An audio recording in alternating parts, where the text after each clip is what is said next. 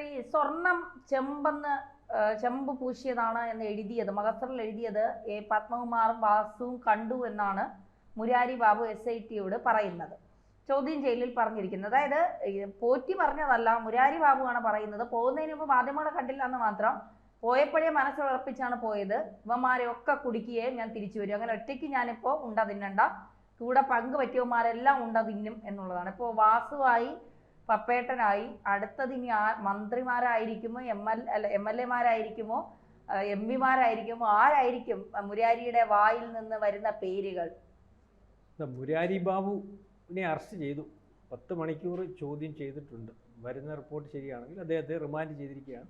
കസ്റ്റഡിയിൽ വാങ്ങുന്നതിന് വേണ്ടി പോലീസ് ശ്രമം നടത്തും, കസ്റ്റഡിയിൽ കൊടുക്കും. കാരണം എത്ര ദിവസം ആവശ്യപ്പെടുന്നു അത്രയും ദിവസം ഈ പറയുന്ന പോറ്റിയെ കൊടുത്തതുപോലെ ഇദ്ദേഹത്തെയും കൊടുക്കും. കാരണം കോടതിയുടെ താല്പര്യം അനുസരിച്ച്, അല്ലെങ്കിൽ കോടതിയുടെ പ്രത്യേക താല്പര്യം അനുസരിച്ച് നടക്കുന്ന കേസാണല്ലോ. അതിൻ്റെ റിസൾട്ട് ഇനി എത്രത്തോളം വരുമെന്നുള്ളതിനെ പറ്റിയൊന്നും നമുക്കറിയത്തില്ല. എന്തായാലും വരുമെന്നുള്ള പ്രതീക്ഷയിലാണ് പുതിയനം മൊത്തവും. കാരണം ഇതിനകത്ത് ഉള്ളവർ വെളിയിൽ വരണമല്ലോ. അപ്പം പോറ്റിയെ കുടഞ്ഞുകൊണ്ടിരിക്കുന്നു. അതിനകത്തു നിന്നാണ് ഇപ്പോൾ ഈ മുരാരി ബാബുവിലേക്ക് എത്തിയിരിക്കുന്നത്. അല്ലെങ്കിൽ അതിനു മുമ്പ് തന്നെ മുരാരി ബാബു പോറ്റി 1-ാം പ്രതി, മുരാരി ബാബു 2-ാം പ്രതി.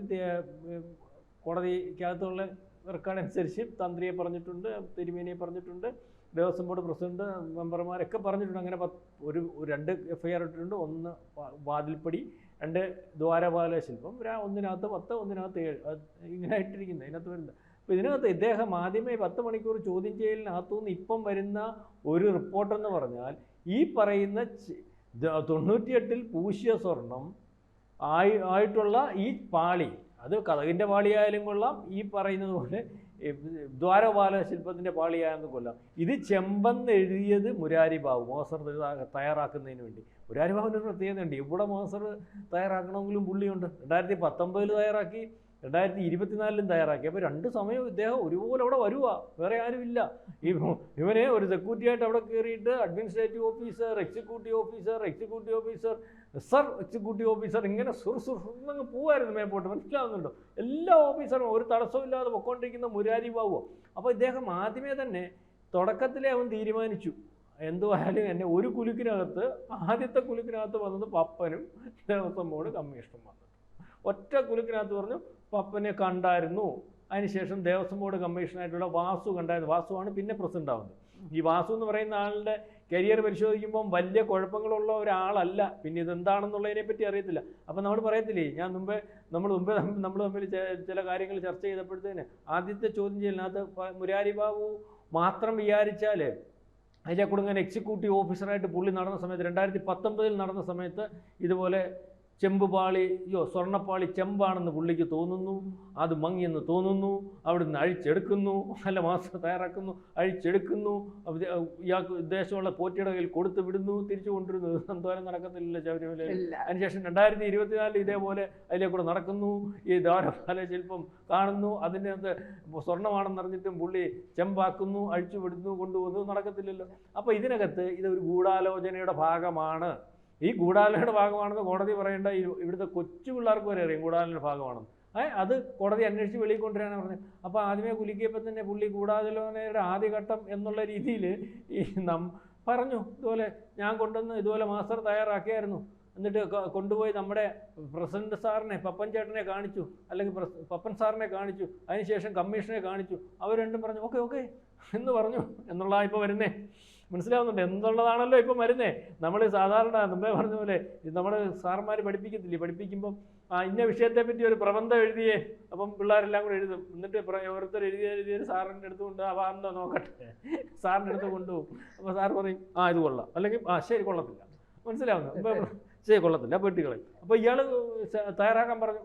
അപ്പം നേരത്തെ ആലോചിച്ചത് അവരെല്ലാം കൂടെ നമ്മുടെ ഒരു കണക്കുകളനുസരിച്ച് ആലോചിച്ചാൽ ഇതുപോലെ ഇത് ഇളക്കി കുറച്ച് ഇളക്കി അങ്ങ് കച്ചവടം ചെയ്യാമെങ്കിലേ നമുക്ക് കാര്യങ്ങളൊക്കെ നടക്കും. നീ എല്ലാവർക്കും കൂടെ നമുക്ക് ആരും ചോദിക്കാൻ പറ്റില്ല. നമ്മളെല്ലാം കൂടെ അല്ലയോ നടത്തുന്നേ, ആര് ചോദിക്കാനാ? നമുക്ക് നമ്മുടെ പുറത്താരാ ചോദിക്കുന്നത്? നമ്മളെല്ലാം കൂടെ ഇയാളും, ഞാൻ കമ്മീഷണർ, ഇയാൾ പ്രസിഡന്റ്, മറ്റേ കമ്മീഷണർ, മുരാരി ബാബു എക്സിക്യൂട്ടീവ്, പിന്നെ പോറ്റി, തന്ത്രി, മന്ത്രി, MP, MLA എല്ലാം ഉണ്ട്. മനസ്സിലാവുന്നത്? എല്ലാ ഐറ്റവും ഉണ്ട്. നമ്മളെല്ലാം കൂടെ ഇല്ല നടന്നു. ആര് ചോദിക്കാൻ? അപ്പോൾ കുറേശ്ശെ ഇളക്കി അങ്ങ് വിട്. എന്തായാലും ഇവനെ കൊണ്ടുവന്ന് അതിനില്ല. ആരാ ഈ അകത്ത് കിടക്കുന്ന ഉണ്ണിയെണ്ണ പോറ്റി. ഉണ്ണി അല്ല, വേറെ എല്ലാ ഗുരുവായൂരപ്പൻ്റെ, മന്ത്രിയുടെയും MLA-യുടെയും മോട്ടിക്കുന്നവൻ്റെ എല്ലാം പേര് ഗുരുവായൂരപ്പൻ്റെ, ദൈവത്തിൻ്റെ പേരിട്ടങ്ങ് ഇറങ്ങിയേക്കോ. ഉണ്ണികൃഷ്ണനെ, ശിവനെ, പിന്നെ വാസവനെ, എല്ലാം സുരേന്ദ്രനെ, എല്ലാം ഇങ്ങനെ ഇറങ്ങിയപ്പം അവനെ കൊണ്ടുവന്നതിനില്ല. അവന് ചുമ്മാ നമ്മളവനെ കൊണ്ടുവന്ന് അവന് ഒരു ഉദ്ദേശത്തോട് കൊണ്ടുവന്നേ മെനക്കെടുത്തിക്കരുത്. അപ്പോൾ ഓരോ സൈഡിൽ നിന്ന് ഇളക്കിക്കോളാൻ പറഞ്ഞു. ആരാ? ഈ പാളി അങ്ങനെ ഇളക്കിയപ്പം ഇപ്പം വന്നപ്പം ഇവനെ പിടിച്ചു. നിങ്ങൾ പിടിക്കാതിരിക്കാൻ നിവർത്തിയില്ല. കുറച്ച് ലാഗ് ചെയ്യിച്ചു. എന്തുകൊണ്ടാണെന്ന് എനിക്കറിയത്തില്ല. തെളിവുകൾ ശേഖരിക്കേണ്ടത് കൊണ്ടാണോ എന്ന് എനിക്കറിയത്തില്ല. ഇയാൾ കഴിഞ്ഞ ദിവസം പിടിക്കുന്നതിന് മുമ്പേ പറഞ്ഞു കേട്ടില്ല. ആ ദിവസം പത്രങ്ങളിൽ വാർത്ത വന്നപ്പോഴത്തേക്കും രാവിലെ കയറി വീട്ടിൽ കയറിയും കിടന്നു. അപ്പോൾ മാധ്യമങ്ങൾ മൊത്തം വട്ടം നിൽക്കുമായിരുന്നു.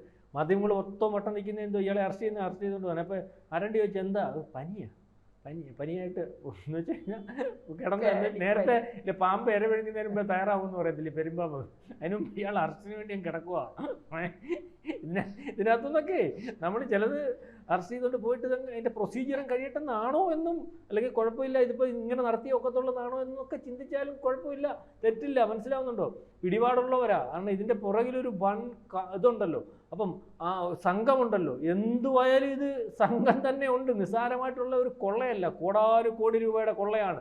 ഇപ്പം നോട്ട് ചെയ്തേക്കുന്ന 2 വിഷയമാണെങ്കിലും ഇത് വൃത്തിയായിട്ടും ദീർഘമായിട്ടും ഈ പറയുന്നത് പോലെ എല്ലാം വെളിയിൽ കൊണ്ടുവരണമെന്ന് വിചാരിച്ച് പരിശോധിക്കാൻ പറ്റുന്ന ഒരു ഉദ്യോഗ വൃന്ദമാണെങ്കിൽ എന്തെല്ലാം വെളി വരുമെന്നറിയാം. എത്ര കാലത്തെ കൊള്ള വെളി വരുമെന്നറിയാം. കോടാനുകോടി രൂപ നമ്മൾ തലയ്ക്ക് കൈവച്ചിരിക്കത്തക്കോണം രീതിയിലുള്ള കൊള്ള വരും. അത് എന്നും നടന്നുകൊണ്ടിരിക്കുക. അത് ഒരാളെ ഇപ്പോൾ പിണറായി വിജയൻ ഭരിച്ചുകൊണ്ടിരിക്കുമ്പോഴോ, അല്ലെങ്കിൽ ഉമ്മൻചാണ്ടി ഭരിച്ചുകൊണ്ടിരിക്കുമ്പോഴോ, അല്ലെങ്കിൽ വേറെ ആരെങ്കിലും ഇതിനകത്തില്ല പറയുന്ന ഒരു ജാതി മത ഭേദമന്യേ എന്ന് പറയുന്നതൊക്കെ ഒരു പാർട്ടിയിൽ എല്ലാ പാർട്ടിക്കാർക്കും മനസ്സിലാവുന്നുണ്ടോ? എന്തിനായിരിക്കും സാർ അദ്ദേഹത്തിന്റെ പേരൊക്കെ ഇപ്പൊ പറയുന്നത്? അല്ലെങ്കിൽ വേറെ എത്രയോ പേരുണ്ട്. ഇപ്പൊ ഇപ്പോഴത്തെ പ്രസിഡന്റും ഇത്തരത്തിൽ പെട്ടെന്ന് തന്നെ ഇത് പൂശണം എന്നൊക്കെ പറഞ്ഞിട്ട് പഴയത് മറയ്ക്കാനാണെന്നൊക്കെയാണ് പറയുന്നത്. അങ്ങനെയാണെങ്കിൽ വാസുവിന്റെ പേര് തന്നെ എടുത്ത് പറയാൻ എന്തെങ്കിലും കാരണം ഉണ്ടാവും? അല്ല, വാസു എന്ന് ദേവസ്വം ബോർഡ് കമ്മീഷണറാണ്. ഈ ദേവസ്വം ബോർഡ് കമ്മീഷണറാണ് വാസുവിന് ആ ഉത്തരവാദിത്വം ഉണ്ടല്ലോ. അപ്പോൾ വാസുവിനും അതിൻ്റെ പോയ ഉത്തരവാദിത്വം ഇല്ലേ? ദേവസ്വം ബോർഡ് കമ്മീഷൻ അല്ല മോശപ്പെട്ട ആളാണ്. അപ്പോൾ അയാൾ വന്ന് കണ്ടപ്പം അയാൾ ഞാനീ പറയാം നമ്മൾ ശരിയാണ്, അദ്ദേഹം ക്ലിയർ ആണ് അല്ലെങ്കിൽ കുഴപ്പക്കാരനല്ലെന്ന് പറയുമ്പോൾ അയാൾ എന്തായാലും തിരുത്താഞ്ഞേ. അയാൾ അവിടെ വെച്ച് ചവിട്ടണ്ടേ, അല്ലെങ്കിൽ ഉത്തരവാദിത്തപ്പെട്ടവരെ ഏൽപ്പിക്കണ്ടേ, അല്ലെങ്കിൽ അയാൾക്ക് പാർട്ടിയായിട്ട് ഉത്തരവാദിത്തമുള്ള ആളാണ്, CPM ആയിട്ട് ഉത്തരവാദിത്തമുള്ള. CPM-നെ എന്താ അറിയിക്കാൻ? ഇതുപോലെ ഒരു കൊള്ള ഇവിടെ നടക്കുന്നുണ്ട്. അപ്പം അത് ഒരു പക്ഷേ അദ്ദേഹം ഇത് അറിയിച്ചിരുന്നിട്ടും അവിടെ ഇതങ്ങ് പൊക്കോട്ടെ എന്ന് കണ്ണടച്ചിട്ടുണ്ടെങ്കിൽ ഇതിനകത്ത് ഇടപെട്ടിട്ടുള്ളവർ ആരായിരിക്കും? നിസ്സാരമായിട്ടുള്ള ആളുകളല്ല, വലിയ ഒരു കൊള്ള സംഘത്തിന് അല്ലെങ്കിൽ അത്തരത്തിൽ ഉത്തരവാദിത്തപ്പെട്ടവർ അറിഞ്ഞുകൊണ്ട് തന്നെ നടത്തി. അതുകൊണ്ടാണ് മന്ത്രി നാളെ കാണുമോ, അല്ലെങ്കിൽ ഈ പറയുന്നത് പോലെ മുൻ മന്ത്രി കാണുമോ, അല്ലെങ്കിൽ ഇപ്പോഴത്തെ ദേവസ്വം ബോർഡ് പ്രസിഡന്റിനകത്ത് എത്രത്തോളം പങ്കുണ്ട്? ഈ വിഷയം ഇപ്പോഴത്തെ ദേവസ്വം ബോർഡ് പ്രസിഡന്റിന് അറിയാമായിരുന്നോ? അതിൻ്റെ തുടർച്ചയാണോ, അല്ലെങ്കിൽ ഒളിച്ചുകളി ഉണ്ടോ? ഇപ്പോഴത്തെ ദേവസ്വം ബോർഡ് മന്ത്രിക്ക് ഇതിനകത്ത് പങ്കുണ്ടോ എന്നൊക്കെയുള്ള രീതിയിലേക്ക് അന്വേഷണം വരും. അന്വേഷണം വൃത്തിയായിട്ട് വരാമെങ്കിൽ. അല്ലാതെ ഈ വാസു എന്ന് പറയുന്ന ആളും ഈ പറയുന്നത് പോലെ ഇപ്പം പറയുന്നത് ശരിയാണെങ്കിൽ ഇവരൊന്നും അറിയാതെ നടക്കത്തില്ല. ആരോടത് പറയുന്നേ?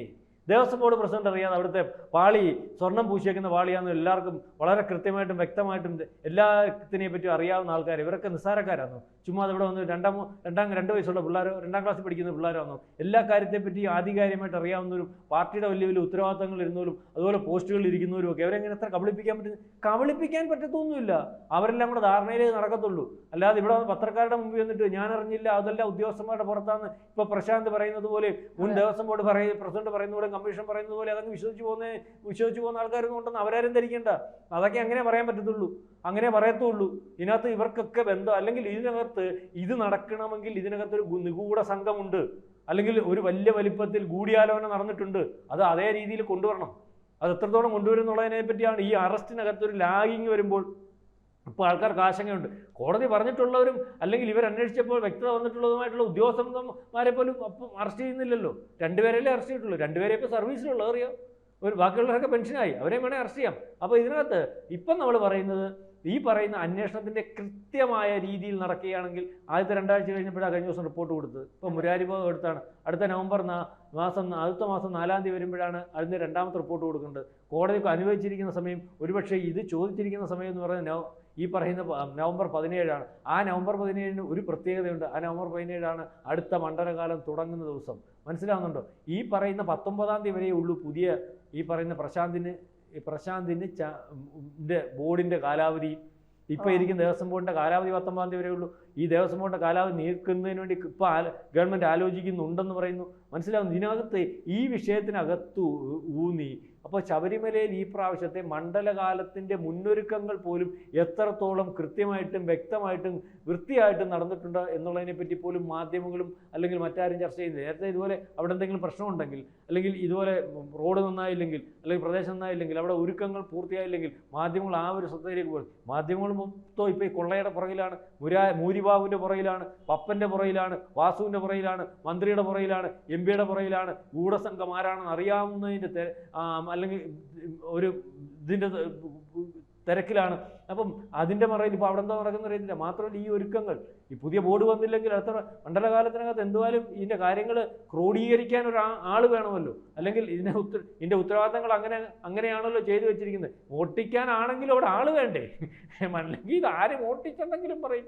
ഇതിപ്പം പറയുന്നത് പോലെ ആൾക്കാർ പറയുന്നത് പോലെ പ്രശാന്ത് കൊണ്ടുപോയി, അല്ലെങ്കിൽ പപ്പൻ കൊണ്ടുപോയി, അല്ലെങ്കിൽ ഈ പറയുന്ന വാസു കൊണ്ടുപോയി, അല്ലെങ്കിൽ വേറെ മന്ത്രി കൊണ്ടുപോയി, MP കൊണ്ടുപോയി എന്നെങ്കിലും പറയാമല്ലോ. ഇനി അയ്യപ്പൻ വെറുതെ ഇരുന്നപ്പോൾ അയ്യപ്പൻ തന്നെ വിഴുങ്ങി. അത് അയ്യപ്പൻ ഇതിനകത്തൊരു ശക്തി ഉണ്ടെന്നാ ഇത് മനസ്സിലാവില്ല. ഇവരൊക്കെ പറയും അയ്യപ്പനോടുണ്ടോ നമുക്കിതിനകത്ത് കയറി നോക്കാൻ പറ്റില്ലല്ലോ.